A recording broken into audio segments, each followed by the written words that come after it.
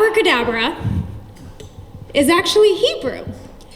And the word roughly translates as I speak, I create. Abracadabra, you know, Harry Potter with the wand, it's magic. As I speak, I create. See, they teach you that the primary purpose of speech is communication. What if, for the purpose of this conversation, we suspended our beliefs about what communication means, and we change it to the primary purpose of speech is to create? You see, I was born with a life-threatening genetic condition known as cystic fibrosis. It fills my lungs with a thick, sticky, infected mucus that I can't cough out. It has destroyed my pancreas and requires a minimum of 35 pills every day just to digest food. After years of malnutrition and pancreas insufficiency, my parents at the time did not realize that could be a sign of diabetes. So in 2001, I slipped into a month-long diabetic coma called ketoacidosis with a blood sugar of 1,236 and was left on life support for around 1 month while the doctors determined if I would be in a full vegetative state or a half vegetative state. Well, I'm here, and now I inject insulin up to 5 times a day based on what I eat. If that's not enough, my pancreas being shot has now caused something called hypothyroidism, and after years and years of being stuck in the hospital anywhere from 2 to 8 months out of the year, all of my veins have collapsed. So I have a port surgically implanted into my chest for immediate IV access for when I go down next. Years and years of this has now caused something called antibiotic resistance, the superbugs that are killing the world. Yep, got it. In fact, there is 1 IV left to treat me before I consider using a type of virus/bacteria that they found in World War II in sewage systems. That is my last hope. Now, I know many of you guys have watched the news, you've seen my rants, and you know of the new drugs that are coming out. Well, here's the thing, these drugs have not been studied. Although it is a miracle drug, I am still spending anywhere from 2 to 6 months a year in the hospital. In fact, 3 weeks ago, that was where I was. I just got out of the hospital a few days ago. Now, I tell you all this because there are times when I'll be hiking in Yosemite or rafting down volcanoes in Costa Rica, and then I wake up one day and I have that rumble in my lungs. And that rumble is a sign that the infection has begun again, and then I go down. All of that being so, if I could say, what has cystic fibrosis done for you? What is your interpretation of the disease? How hard is it?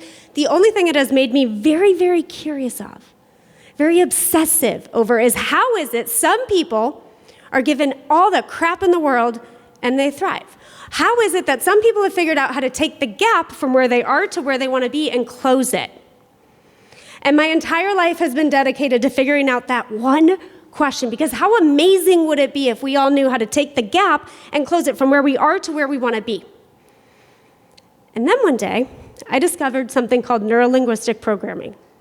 And I discovered something called hypnosis, and I became frickin' obsessed. You have not seen the obsession from a redhead like you have seen when I discovered NLP and hypnosis. Because I started to see things in real life that could not be explained, and as a highly cynical human being, I wanted to poke holes in the system. You see, they say transformation can happen in a second, and I was told it took 10 years. I was told it took 10,000 hours. How come somebody can go to therapy for a decade and be instantly healed in about a 22-minute conversation? Is that even possible? And better yet, when you live in the world of clinical trials and not knowing what is going to happen next to you, don't you want the data? Why is this not being taught? And so as a cynic, as somebody who thought this stuff was for weird hippies who are stoned out of their minds in San Diego, I was like, let's poke holes in this. Let's figure out everything we can possibly figure out just to prove it does not work. Just to prove that transformation cannot happen in a split second. Just to prove that everything I've always been taught is the only way. And then I stumbled upon something that says all or nothing is just a sign of depression because it negates possibility. Well, that's inconvenient. I kind of like to think everything's black and white, right? Is this not obvious? So I'm going to teach you 3 truths about your mind today. And by the end of this session, what I want you to realize is the gap from where you want to be to where you are right now can be changed in an instant. And it can be changed in a way that will blow your own mind under one condition. You understand and respect this as a do with, not a do to process. I am not a speaker. I am very upfront about that. I am a performer. And my goal is to perform in such a way that things that you thought would take you 10 years, you can get done by the end of the day. How cool would that be if your problem is completely solved? So in order to do this, thank you, in order to do this, I need you to think of a problem you have. I'm not going to ask you, this is not therapy, tell me your problems, what's your why, hey, what are your daddy issues, how long has it been like that? No, that's not the point of today. So you're going to do all this in your mind, and based on where you are in the room, there are some of you I asked you to move. I might work with you one-on-one, I might not. You won't know until it happens, but I can read body language pretty well with all this training. So there's the other part. As I do with process, you are only going to get out of this what you put in. If it's not for you, cool, just sit back and watch everybody else. And then when they're more successful, then you wonder what they do differently. So there's 3 truths about your mind that I need you to understand right now today. The first thing is what we are going to call the Neuro-Linguistic Programming Communication Model. What happens, how many of you guys have dated and it didn't work out, right? We've all had that person. Jeff's apparently had a lot of them after his introduction. Okay, so you date. You think you have a type. How many of you had a type? Do you ever talk about that? Girls were bad, right? What's your type? Doesn't matter, right? Because how many times is your type not actually your type and it never works out? And then you meet the one oddball and that's the one that worked out, right? Now, if we're thinking about our systems and our processes as it relates to language, as it relates to abracadabra, I create as I speak, how many of you have taken that wrong type of the type of person you thought you were meant to be with and applied that to your recruiting systems and processes? Yeah, you felt the energy suck out of the room on that one. If you have a problem in recruiting, it's not a problem in recruiting, it's a problem in the system and processes of how you're categorizing the information as it pertains to recruiting. So I'm going to break that down for you. So the Nlp Communication Model says, at any given time, we have 126 million bits of information coming at us. And we're picking our bits, right? So as our bits are being picked up, we're seeing what we want to see, hearing what we want to hear, feeling what we want to feel, tasting what we want to taste. You can understand this, right? Like it's called VACOG, right? That's the acronym for those of you who like the notes. VACOG, V-A-K-O-G. Now here's where it gets even more interesting than VACOG. That would take like 30 years, by the way. Like you go back to 1970. V, what is V? Visual. A, was A, auditory. So we all know this. Kinesthetic, olfactory, gustatory. So what tends to happen is we're getting 126 million bits of information per second, and our senses, V-A-K-O-G, are sorting this information. Now, in addition to that, we've got our mind and we have our unconscious mind. This is not news to you. So what happens is you've also got, neuroscience has confirmed, 30,000 to 50,000 thoughts a day. And if you live with somebody like me, you hear all of that. And so you've got your 126 million bits per second of what we're seeing. So right now I'm seeing a chair. I'm not seeing any of you. Your brain is doing 3 things to categorize this information. It's distorting, deleting, and generalizing. Distorting is, I talk to you later, and I'm like, yeah, did you see the chairs in there? I'm like, there were no chairs. There was just big sofas. I couldn't categorize this as one of my 126 million bits, so I just saw what I needed to see. Deletion, there were no chairs at all. You were all understanding. Generalization, none of you are understanding at all what I'm talking about. Distort, generalize, delete on of your 126 million bits per second. Your brain can only pick up 7 plus minus 2 bits per second. And that goes into your filter. Same thing with your thoughts. You're having 30,000 to 50,000 thoughts a day. And from there, your brain is only selectively picking which ones it wants to see, which is how we get into problems with dating, recruiting, finding a business partner, creating strategic plans. And what happens is once it's categorized in your brain, distort, deletion, and generalization, we decide, okay, there's got to be a label we put on that. How many of us have labels that are not serving us? There is no good or bad because those are labels. The question is does it serve you? At lunch, we were talking about meditation. And somebody's like, I just can't get into meditation. Cool story, bro. Stop it then. It doesn't serve you. It doesn't have to serve you. You find what serves you. So we've got all of these labels going on based on what we're processing off this 126 bits of information. So picture up here, it says IR, internal representation. Internal representations are the labels for what we think, feel, see, hear, taste. This is all making sense. From your internal representation label, you also get what's called your state. Now, if somebody were to come up to me right before I perform, and I say something along the lines of, what do you think this is going to be like? And they say, I've heard some things, and I'm pretty optimistic.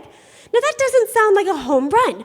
So if I am not mentally advanced enough and I'm aware of the bits I pick, pick your bits. If I'm aware of the bits I pick, then what tends to happen is my performance is halted. How many of you guys, when you're really looking forward to something and somebody tells you how you should think and feel, it changes your state? And see, there are no unsuccessful people, there's just unsuccessful states, and the states come from that internal representation of that label. So far, we're all picking this up. So if somebody tells you, hey, you're gonna be a good kid, right? Like you've got sons or daughters, and you're like, hey, a good kid would clean the room. Well, if the good kid grows up to be a slob, then they feel like they failed mommy or daddy, right? That's how it always works. So you've got the internal representation that changes the state, which you're all about to experience a state change. And from that state determines your physiology, how you're made up, what your body language is, the way you present, the way you talk, the speed, the timbre, the pitch, all of that from your language, because abracadabra I create as I speak. So now we have that coming into our physiology. Over time, that physiology compounds into something called your behavior, which is when you get stuck, as us entrepreneurs never do. It is not necessarily that we are stuck or that we don't understand how to relax or that we can't go into meditation. It's because we have associated an internal representation that has led to our state, our physiology, and our repeated behavior, which is a habit. I know, we're just getting started. Wake up. Okay, so we've got this going on. Now you can imagine if you are having a consistent problem in your life. How many of you, that problem I asked you about where I said rated about a 7, how many of you have had that problem for longer than a year? It's okay if you have, we all have, right? What happens is when you filter that information, chances are you're deleting the solution, which is not hippie talk, it's based on neuroscience. And so when you are negating the parts of the 126 bits, 30,000 to 50,000 thoughts, to solve that problem, you're deleting it, and then you are focusing only on it, right? You ever heard that thing, look for a red Prius? How come everything I see now is a red Prius? Maybe not New Jersey, that's a California thing. But nonetheless, that's what's happening. That's why you consistently have that problem.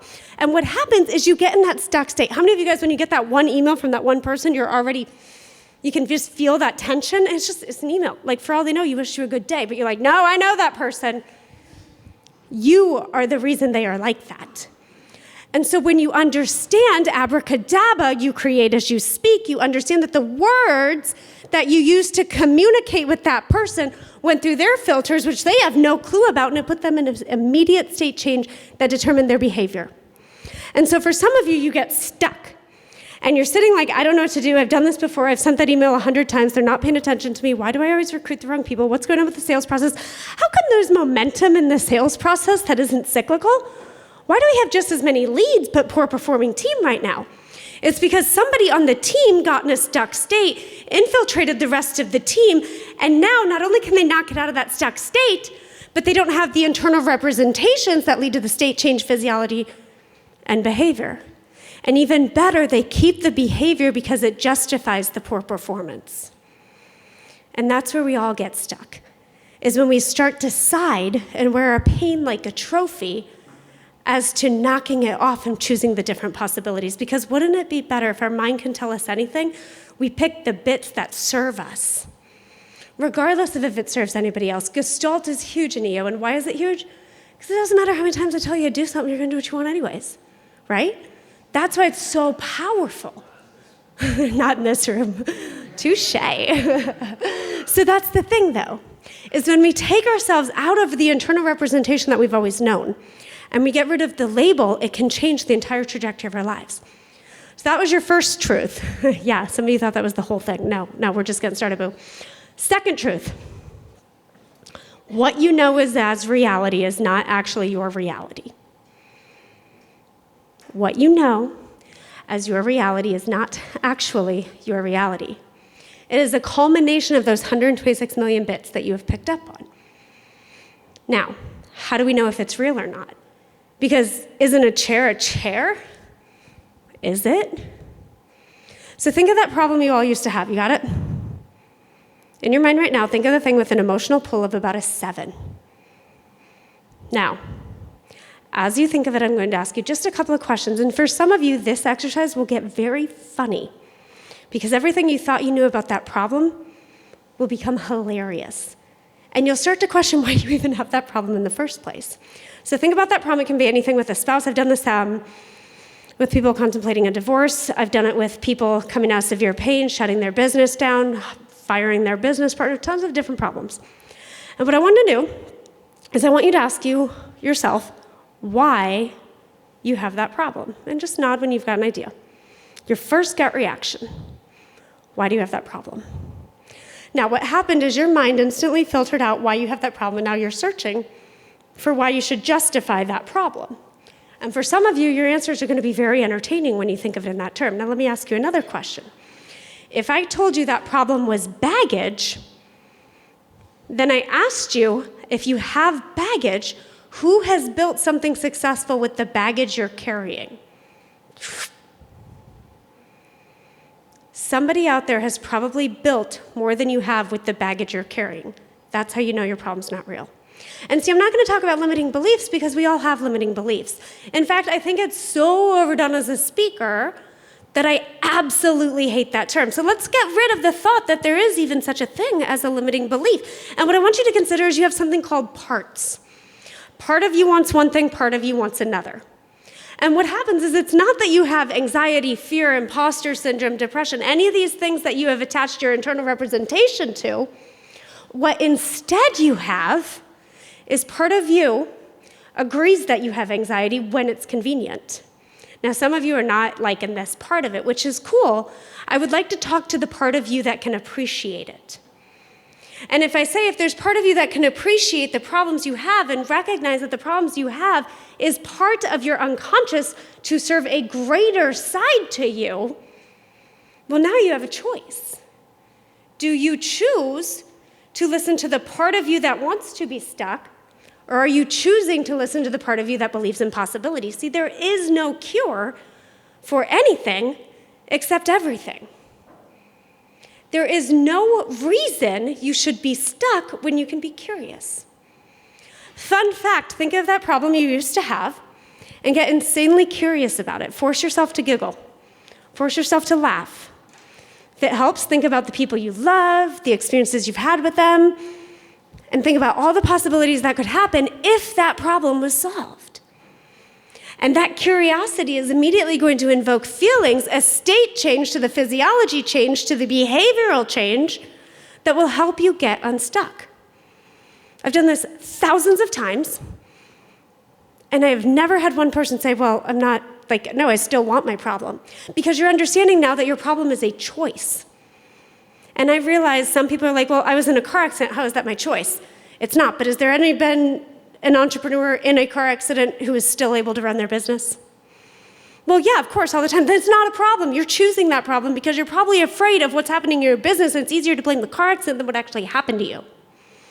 And do not get me started on healthcare, people.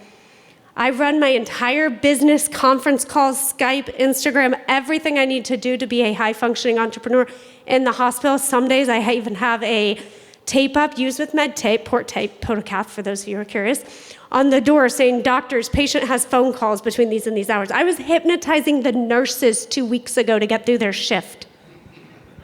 So if any of you are like, well, I was diagnosed with this, I don't care. Cool story. Keep your pain like a trophy. We're about results in this room. That's why we're in New Jersey. So third point that I want to make to you, you are always creating, always creating, always creating.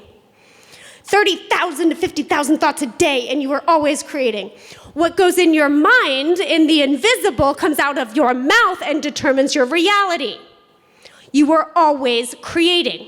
There is not a second of the day that goes by that is wasted unless the words you are using are wasting your own life and you're trying to blame it on somebody else. Always creating. Here's where it gets even more entertaining. Number one question I'm asked when I'm in the hospital.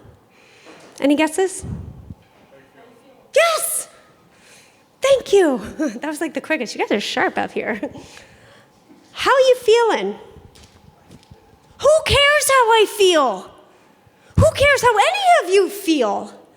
Love you, don't get me wrong, I'm gonna be there for you, but your feelings do not determine the power on your path to your purpose. Your feelings, I'm the first person to tell you, I appreciate that you have them, it's called being human, but your feelings do not stop you. Your feelings have nothing to do with the results you are trying to achieve. It's just your internal representation of your baggage and your excuses and what's holding you back and why you can't do the thing that everybody else can do. Your feelings don't mean And some of you do not like that either, which is cool. That's your story, not mine.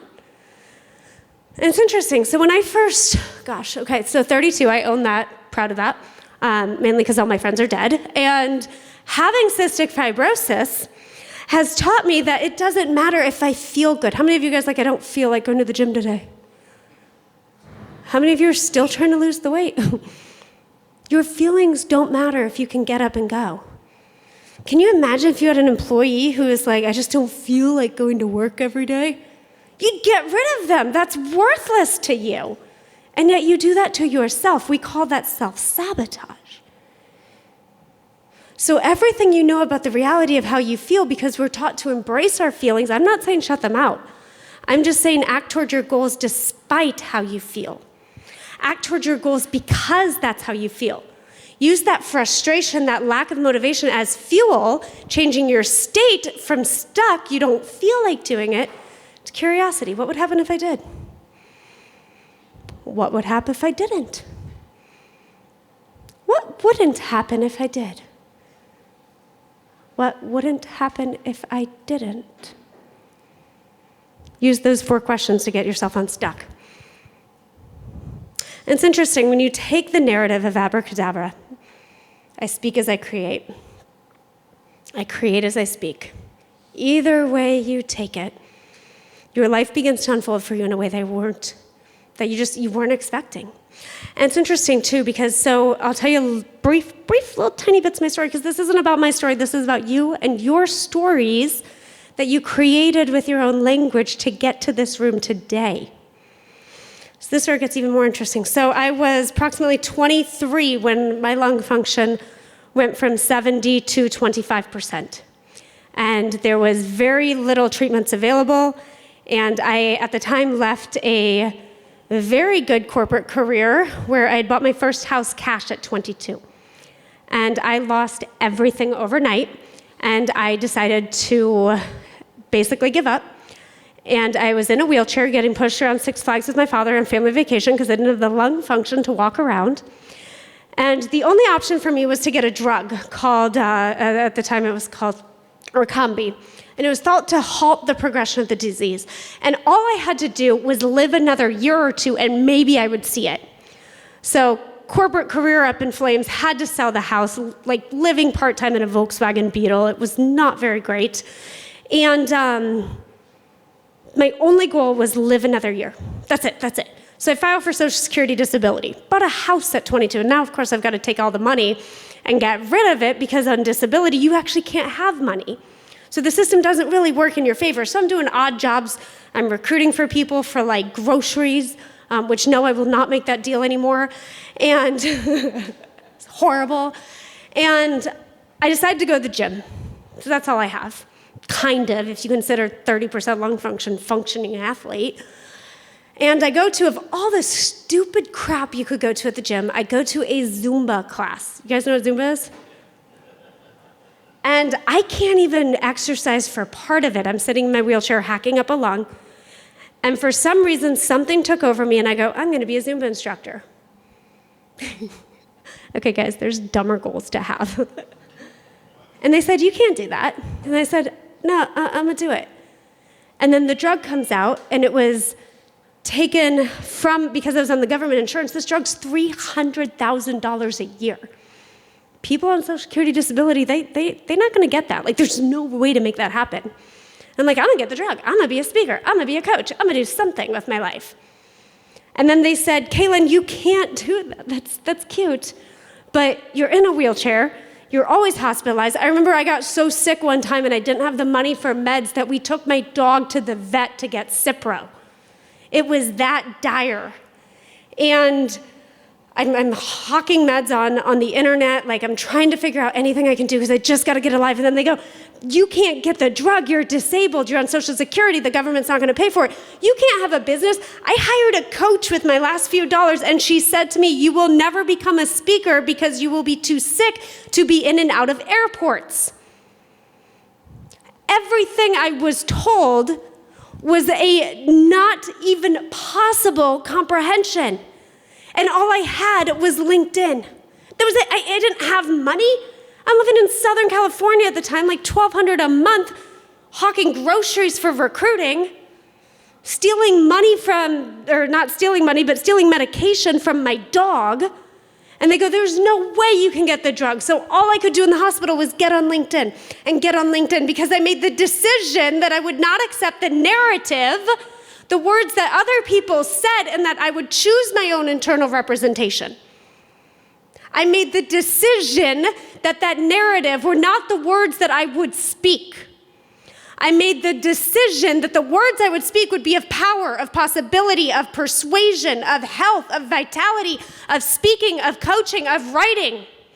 They said you will die at 25, and my book came out when I was 29. They said that my path was chosen, and I said it was not possible. But this isn't about me. This is about you. If you want to believe you have anxiety, if you want to believe you have imposter syndrome, you're not enough, you're not good enough, smart enough, have enough money, make enough of a father, mother, sister, brother, spouse. If you have a case of the enoughs, let me ask you this to slash that last bit of reality out of you. Aren't you the same person who qualified to be a member of EO New Jersey and is in this room today? What narrative are you believing in the words that are coming out of your mouth? Are you believing that you are the entrepreneur that took an idea for a brand of a business and scaled it to a point where 4% of people could figure that out, and you want to believe you're not enough? No, not a chance.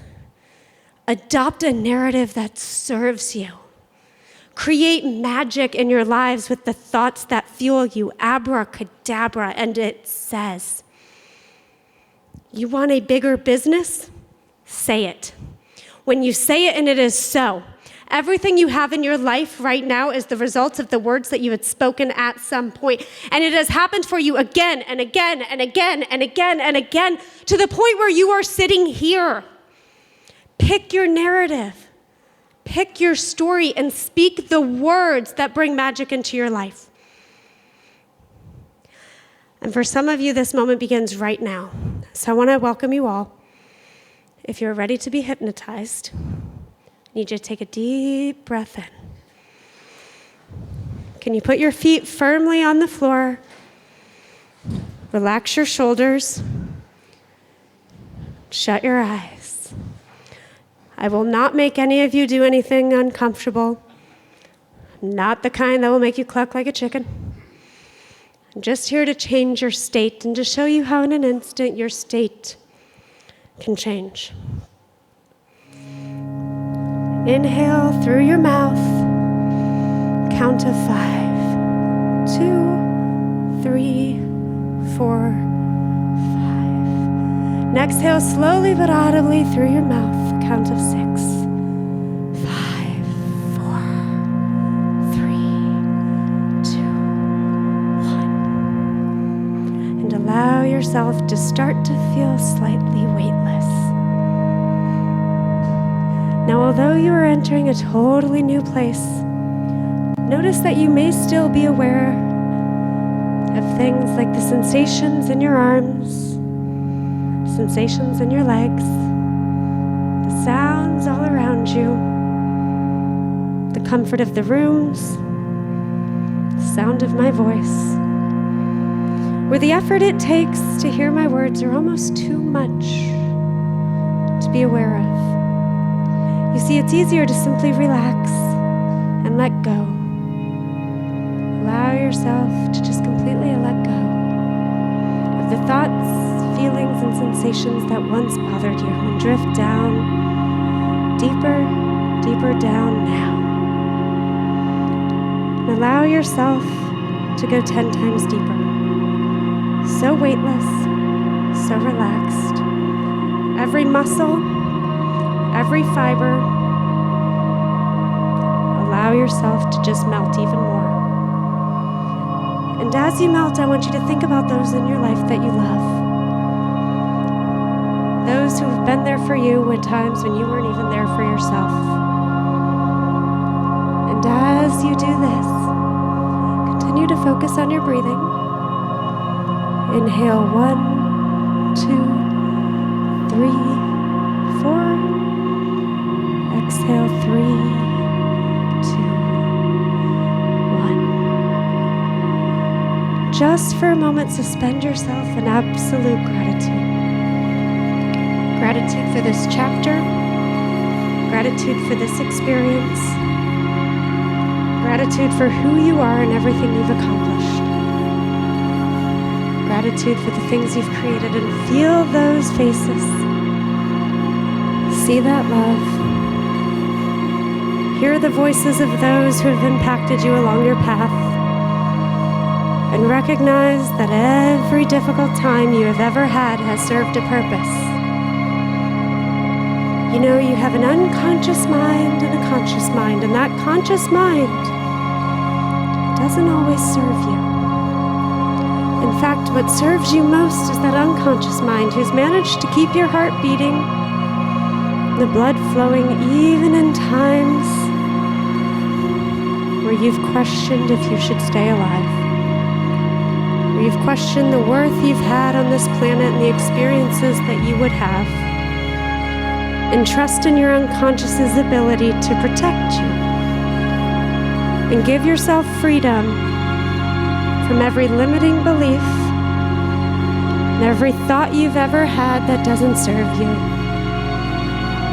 And I want you to recognize that the part of you that has been holding you back this entire time vanishes as you suspend yourself weightless. As you suspend yourself in a moment of absolute relaxation, with a sensation in your legs, in your hands, the thoughts that run freely, easily and effortlessly disappear. Sink deeper into your chair, deeper, deeper down. Every word I say, you will sink deeper. And the deeper you go, the better you will feel, and the better you will feel, the deeper you will go. That's right. Allow your head to slowly droop, your neck to slowly relax, and feel that relaxation through your shoulders. That's right. As you focus on your breathing, as you inhale, allowing your chest to relax fully into the back of your chair, allowing your stomach to relax. The sensation is your legs as you melt even further, deeper, deeper down into that chair. Recognize that it's all just a pattern. It's all just a cycle. And within you lies a creativity and a curiosity to transform your life at any minute that you want. And as you continue to float deeper down, recognize the deeper you go, the better you will feel. And the better you feel, the deeper you will go. Imagine a time in your past that wasn't serving you. And think about a time in the future of when you have all the goals that you've wanted, when that problem you used to have is like a distant, fading memory. And recognize all that has happened to get you from where you were, and all the changes that made that led you to now, as you float even deeper into a period of relaxed weightlessness. And as your chest continues to heave, I want you to truly just stay suspended in this place. Keep your eyes closed as you start to recognize the power within you. Keep your eyes closed as you start to breathe even deeper, because there is a change that is happening in you right now on a cellular, on a molecular level.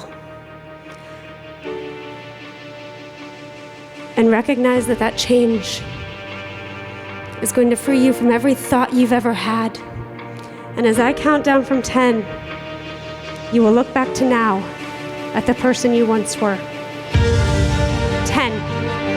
Everything I say instantly becomes your reality. The words that come out of your mouth instantly dictates the entire future you will have. In 9, you are passionate. You are persuasive. You are powerful and potent. The vision you have for your future and the goals you have to create are coming alive within you. 8, you believe in yourself again. You believe in your true worth as a human being, as a human doing, as an entrepreneur, as a member of EO New Jersey. You believe that you were called and that you are not chasing your comfort. 7, it's new. It's now. It's with you. It's everything you have neglected yourself. 6, there's a curiosity that is stirring. You are curious about your future, the lives you will live, the type of person you will be, the goals you will have, and the beautiful things that you create for this world. 5, there is no question. It is simply certainty. 4, if you feel this, allow your hands to clench. Allow yourselves to recognize that the reason you are here right now is because you were called to reverse the curse that has been holding you back your entire life. Gone are the days of imposter syndrome, are the days of anxiety, self-doubt, unaware of who you were. You are calm, clear, collected. Number 3, you are confident, calm. Number 2, prosperity, power, potency, persuasion. All of these things that you want to have, you now have as you recognize there's a part of you who has wanted them all along. 1, this is your moment. This is who you were meant to be. This is what is going to happen. Allow it to just take a minute. You've got this. Thank you.